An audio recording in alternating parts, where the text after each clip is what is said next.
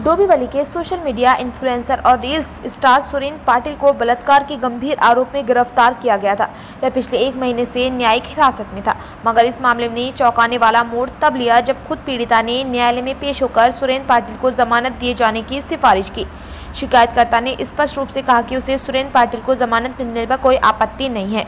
इसके बाद न्यायमूर्ति गरुड़ ने सुरेंद्र पाटिल को 25,000 रुपये की जमानत राशि पर रिहा करने का आदेश दिया। हालांकि पीड़िता ने आरोपी को जमानत दिलाने के लिए अचानक ऐसा कदम क्यों उठाया, यह अब तक रहस्य बना हुआ है। इस मामले में 2 प्रमुख प्रतिक्रियाएं सामने आई हैं।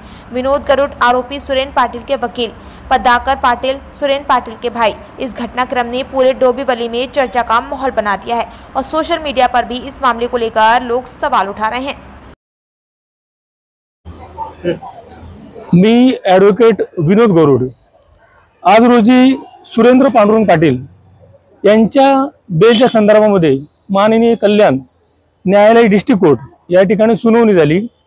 त्या बेलच्या अनुषंगाने आम्ही आमच्या साईडने कोर्टाला काही पॉइंट सांगितले आणि त्या अनुषंगाने कोर्टाने ते ग्राह्य धरले आणि सुरेंद्र पांडुरंग पाटील यांना 25,000च्या जात मुचलेकावरती सोडण्यात आलेले आहे। ॲक्च्युअली यामध्ये 2 पॉइंट आहेत।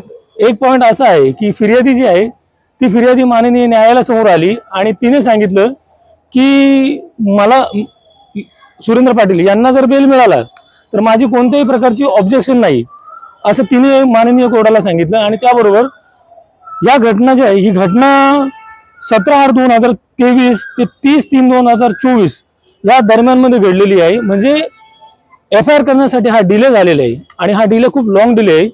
तर कोर्टाने ह्या दोन्ही गोष्टी कन्सिडर केलेल्या आहे की इतक्या कालावधीमध्ये त्यांनी एफआयआर का केला नाही किंवा फिर्याद का दिली नाही, तो महत्त्वाचा मुद्दा।